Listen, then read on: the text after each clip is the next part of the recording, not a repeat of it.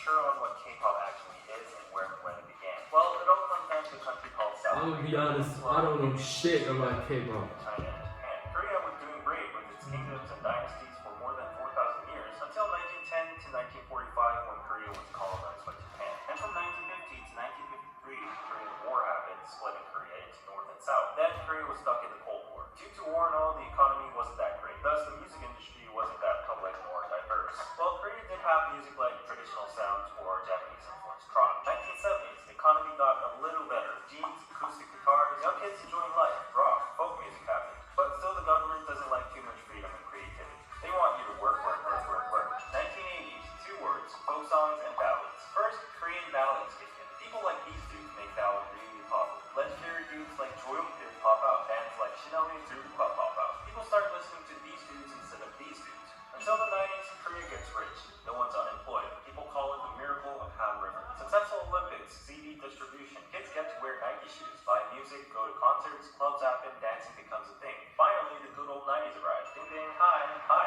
I'm K-pop. All these new genres start to boom. Hip-hop, dance, R&B, soul, gospel, and of course the popularity of ballads and folk songs continue. Now, all these artists start writing their own songs. A lot of singer-songwriters appear like Shin Sung-moon, Lee Seung-wan, Lee Dong-shin, Chung Nam-in, Toy, and more. Boom, March 1992, this dude named SeoTaiji appears out of nowhere. Well, actually, he was in the aforementioned rock band Shinami as a bassist, though in the meantime he was doing his own thing and exploring the world of media music, aka electronic digital. He's also a born rebel. He looks different. His crew dances like crazy. His band SeoTaiji and Kids released an album called SeoTaiji with a title song called I Know. They just sweep all the existing awards out there. Similar groups like Views might be competitors, but SeoTaiji and Kids and their songs and performances changed everything. Critics claim 1992 is the most important year in Korean pop music history. He destroys genres like trot, ballad, and folk music. They released 4 albums afterwards until 1996. He mixes up hip-hop and traditional music in Hyuna. He also likes techno and even uses heavy metal rock and classic idea criticizing the Korean education system. And then the public suddenly tries to rewind his song and thinks he's Satan or gay.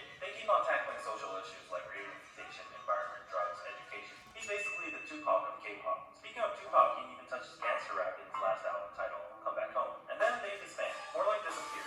Yup, just like that, leaving one message. We showed you everything we can try. Korea freaks out. Kids don't go to school. Protest. Attempt suicide. People say K-pop is dead. Well, false alarm. SeoTaiji and Kids might be gone, but their impact still lives. Now, listening radio equals lame. On the other hand, watching TV, performances, dance music, choreography, style, competition equals cool. Young teenage fans, official fan clubs, fan meetings, fan things, having fans, fan wars, capital, artist management. It was like a cult, and SeoTaiji and Kids were their idol. On the side, the tornado dance from I Know was the first dance choreo that went viral. Now, corporates see money in K-pop and idol businesses. Samsung, Doosan, Hyundai, LG, Daewoo, Lotte all make their own record companies and labels. Competition begins. Huge investments flow from their mother company. Ambitious scouting, projects, new market, but no system yet. Expenses overissued, no transparency, business based on few inner circle connections. Result, obviously, all gone in a few years. Big failure. But then there's DSP. Founder Yoo-young had some actual experience managing big artists like Taejuna, Yoo-yeol, Shimshin, and Sobangcha.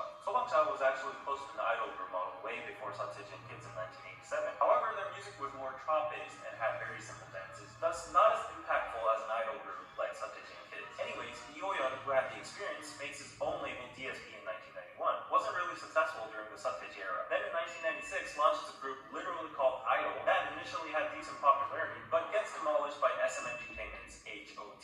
1996 and HOT debuts hardcore rap, distinct fashion, and hairstyles. Criticizing society, HOT is made by today's famous SM Entertainment. Founded by Hyuna, in short, SM. Starts as SM Studio in 1989, then reforms into SM Entertainment in 1995. SM develops a systematic idol training system and earns huge success with HOT.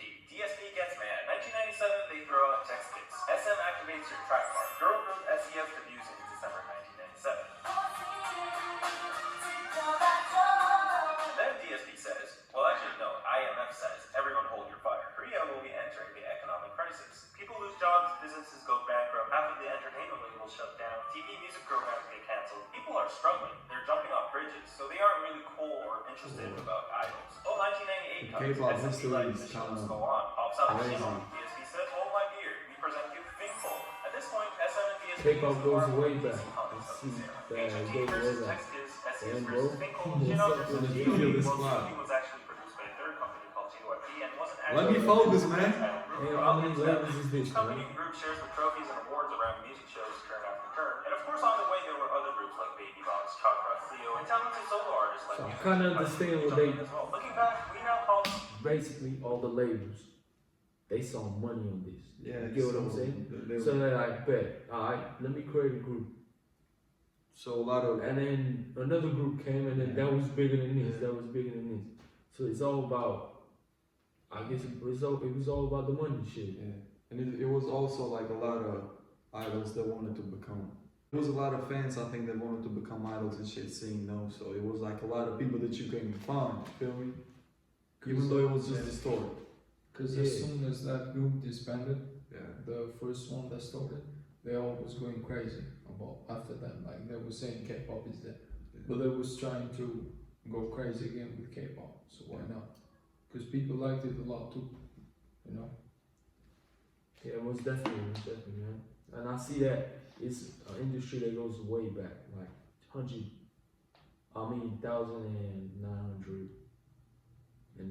or something. Yeah. Well, I think like it, 70s. like K-pop is there for like 50 years, 40 years, something like that. I never knew that. era, the first generation of K-pop. Meanwhile, you might be wondering, whatever happened to SeoTaiji boys after they disbanded? I don't know about SeoTaiji himself, but one dude for sure was planning something. Yang who was the rapper and dancer of SeoTaiji boys, was trying out his talent as a producer, but was kind of unlucky in the meantime. But anyways, opened up his own company, Trump label in 1996, but kind of flopped with a group called Keepsix. Then renames his company to MF label and launches the hip-hop group Jinushan. Jinushan surprisingly did pretty well, even though hip-hop was pretty new. Yang was well known to have an influence and background in hip-hop dance and music. He was spotted in detail and dancing all the time before his debut dates. So this background and success with Jinushan led him to reform his company into YG Entertainment and launched another hip-hop group called One Time.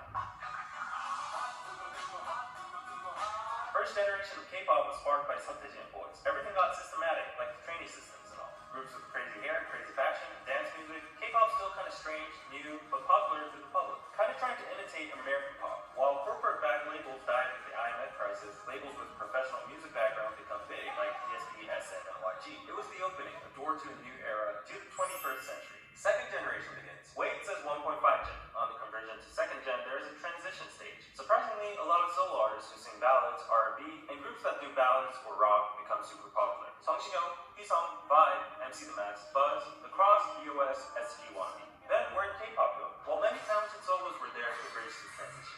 The famous Boa, known as Asian Star, arguably the most successful solo female K-pop artist in history, from SM Entertainment, got casted by Izuman himself and debuted at August 2000.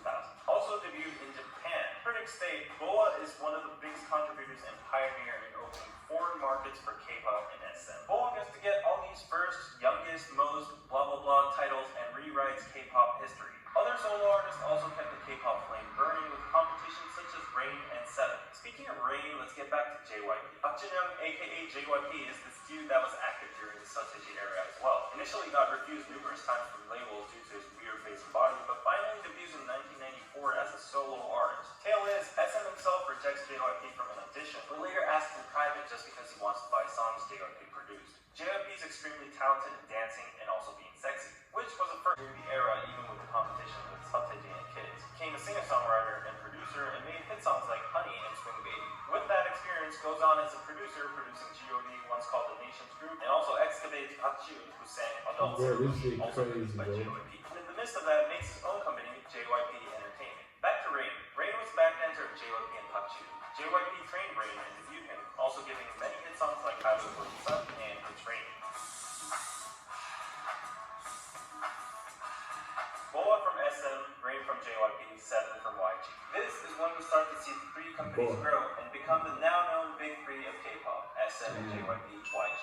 Another fun fact about the 1.5 generation is that many solo artists tried their luck after disbanding from the first generation groups, like Kangta, Pada, Okjuyeon, Unjiwon. However, to be honest, their popularity wasn't like before. Except maybe Yuri, former Finkel member that was least popular among the members, but suddenly pops up with a sexy solo debut and becomes Korea's diva. Finally, it's second gen. The idol groups are back, and the public is used to the word idol. SM Entertainment introduces TVXQ in 2004. They get the Rookie Awards, actually all the awards. Kenzo Tae-hyung on their second debut year and gets a Grand Slam in 2006, another Grand Slam in 2008, Oricon chart #1 in Japan. It's not a stretch to say that they basically conquered Korea, Japan, and China. SM got rich. They made more groups like Super Junior in 2005.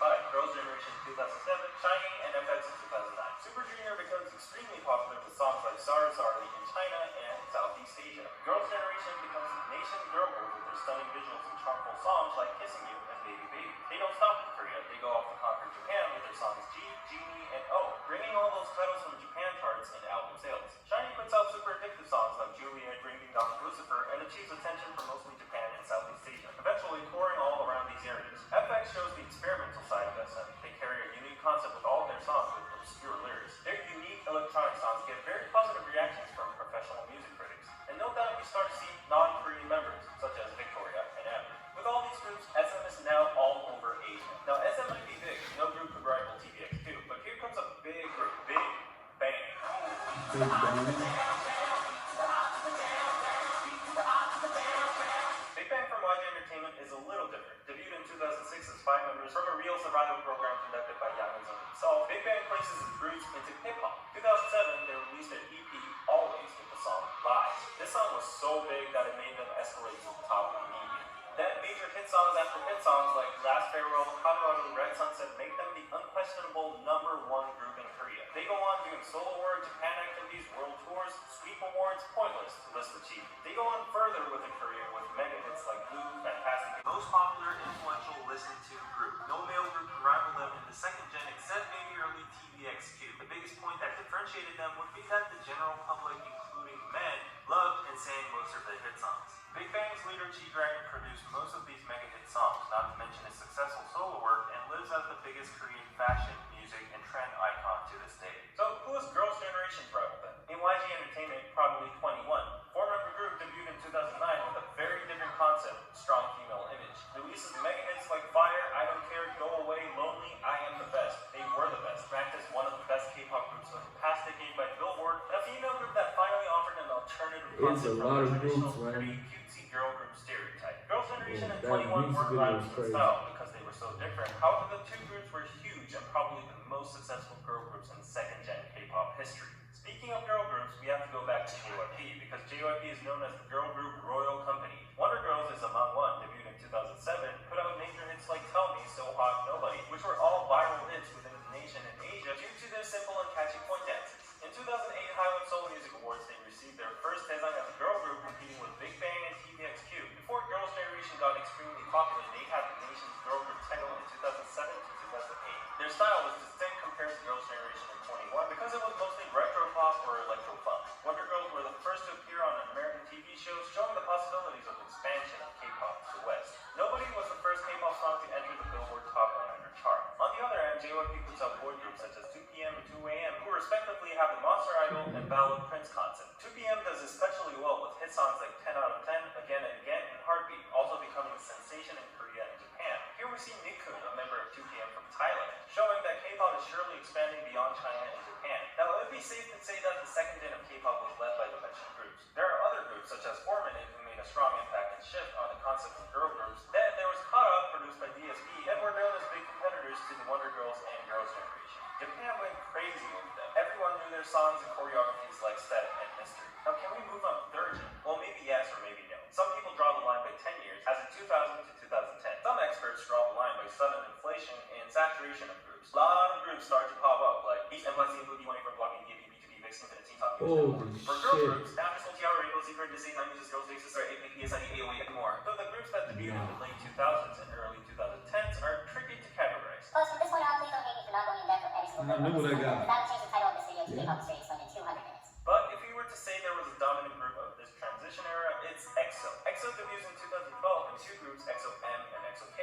Another experimental approach from SM trying to divide and expand markets. Anyways, EXO wins, pops, and grows. China is basically EXO's. EXO has the biggest and also most notorious fandom in Korea. That's how much people love EXO. They put out hit after hits like Growl, Overdose, Call Me Baby, Monster, Loto. Their only rival might be the still yet hugely successful Big Bang. And then they slowly open the doors to third gen. Now these are some of the characteristics of the third generation of K-pop. 1. Mass inflation and red ocean of idols, saturated market. 2. Globalization as a norm, catching the global audience is a must. 3. Idol audition survival programs. Because of the red ocean of idols, naturally the mass public begins to dislike K-pop idols due to lack of creativity, overlapping concepts, and exhaustion of idol. This is when the public starts to divide the term idol with artist. Many major TV auditions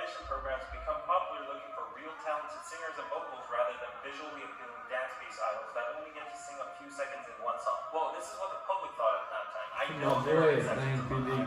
Oh yeah, in the meantime, in 2012, the worldwide viral hit, Oh, Slice yeah, Style for happened, sure. getting the once most viewed video on the planet, thanks to its addictive, hilarious dancing beat. It got a number 2 This on the song Billboard is Hot crazy. 100. This was basically the first time that the entire world notices a country called South Korea and K-pop without having to mention nukes and this dude. And that's North Korea, by the way. In the third See, I never despite knew the about most viral K-pop groups, though. the only ones that survive are groups that have amazing music quality or musical I knew talent. this. or something I knew the different. song. Because I didn't even know where the guy's from. I didn't know now it. it's normal It was to have at K-pop. least knew more where than he's one from, global right. English-speaking member in the group. This member usually is in charge of speaking during overseas interviews and tours. Not only member-wise, but marketing and music-wise, the attempts become more globalized too, testing out new markets such as South America. In the meantime, the public and entertainment companies want a system to get the best quality idols out there, and that is by following the TV trend, by making TV auditions survival programs with worldwide contestants. This system allows idols to gain publicity even before debut, and also verified popularity and talent. Although audition programs such as Produce 101 to Produce X have been extremely popular, it got caught in a corruption and manipulation issue recently, which likely put out the credibility and support towards these survival programs.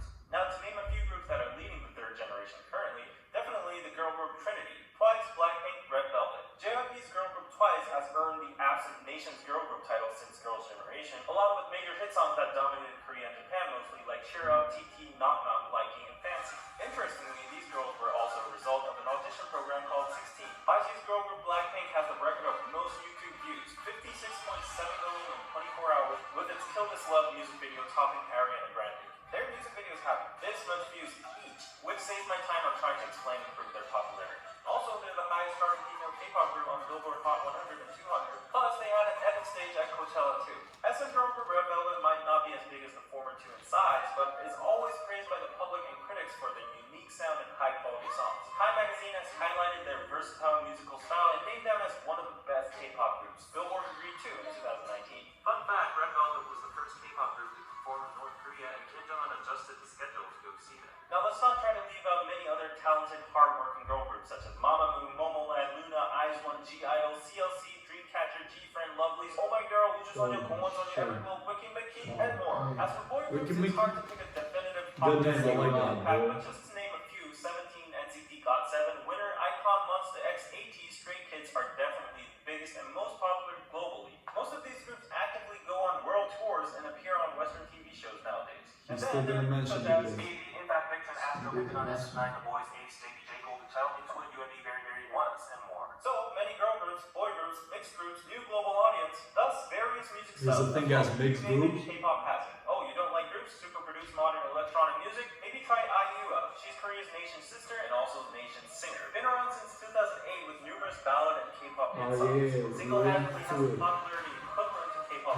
Sugar, Then K-pop R&B, a whole scene of IU? Maybe check out Zico, who has an overlap background with K-pop. Then there's rock. Maybe check out bands like Day6 and Flying the Rose and more. So, it's already 2020, technically 10 years have passed again, and the line is blurring between 3rd gen and 4th gen. Then what would be the standards of dividing the generations? I can't be the one deciding, but just to add my personal 2 cents, maybe the line can be drawn by observing groups that start off already with a bigger fandom globally rather than domestically in Korea, from the pre-debut and rookie phase. In short, maybe no more validation or dependence from Korean fans needed, or there's an alternative view of simply drawing the line by post-BTS. And yes, I know y'all are screaming, what, not a single mention of BTS until now, but hold on a little bit more, I have a hopeful fate for you. That's what I was This saying. whole generation dividing process is a whole debate subject of its own, so let's just leave it there and throw it to the comment section. Finally, there is one group that needs a thorough separate section in K-pop history, and it is BTS. Damn, I feel good, Started off man. with a small company called Bighit under the producer named Bang Seo, who was a former colleague and good friend to JYP, but split paths to make his own company. Bang Seo gathered 7 members originally and planned to make a hip-hop group. However, the concept and musical style diversified over the years. BTS didn't gain much attention during their first years, often getting mocked by their group name that means Bulletproof Boy Scouts, and apparently some or many people thought their appearances were unpretty. However, BTS differentiated themselves with other idols by speaking about the unspoken in their lyrics, such as mental health, youth problems, social issues, and the journey towards loving oneself. BTS also made their own universe and story in their music videos. They made moderate success until they got mainstream with their songs like I Need You, Dope, Save Me, and Fire. After that, every move they made pretty much became history. They topped the Billboard Billboard 200 charts 4 times in a row alongside the Beatles, appeared on multiple major American TV shows, got awarded by the Billboard Music Awards, AMAs multiple times, did a Grammys act, did a UN speech, did a cover of Times, had stadium world tours including Wembley and Saudi Arabia, sold over 20 million cumulative albums to this day.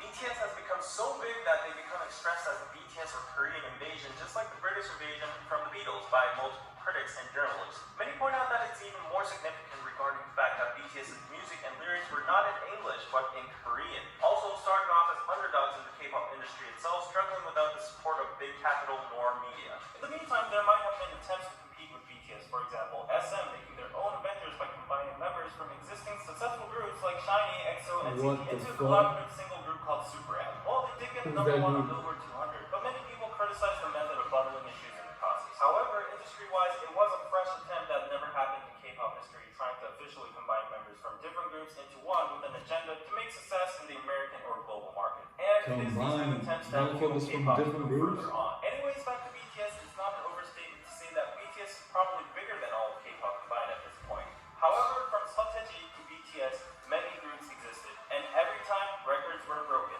people were surprised. Back then, no one imagined anything bigger than TVXQ, Girls' Generation, Big Bang, EXO, Gangnam Style. But here we are, K-pop is still evolving. The market is getting bigger and it's becoming more well-known all around the world. So it's definitely going to be interesting to see what happens in the future of K-pop. Will it just disappear as a trend or get even bigger, like it always has? To get even bigger, I don't even know what to say, man. Everybody know it. But even falling, I don't think it's gonna fall. Hell no. But I learned something. There's a lot of fucking groups, bro. Yeah, like 50 people. groups, 60. I think I remember one of the videos that we reacted. He said every year it goes more than 100. 100 groups debut every year or So something. we're talking on this video. This video, yeah, it was a lot. Say like 60 groups. Yeah, like 60 big groups that are. Yeah. And I guess still even after BTS, every year you have a lot of new groups that come up. And because it's like a lot of fans that see them as idols and want to be like them. There's a lot of people that want to be idols. So I just seen 2 groups. I seen 3. yeah, I seen BTS. I like BTS a lot. BlackPink, I like them. And the other guys, I don't know what's their name. It's like the same label as BTS. I fuck with them too. So basically it said K-pop was from those guys, right? SeoTaiji. yeah. That was like the first one. Yeah, first. Then it was a lot of other groups that just tried to do the same thing. Yeah. And they kept K-pop in the map. Imagine they never tried to do something different. That would be so crazy. I don't know. Because when they disbanded, a lot of people was going crazy too. Yeah. K-pop is gonna be dead now. Yeah, Shit so like they that. saw that a lot of fans liking it and shit. So So the label saw the opportunity. Yeah. to make money. good opportunity.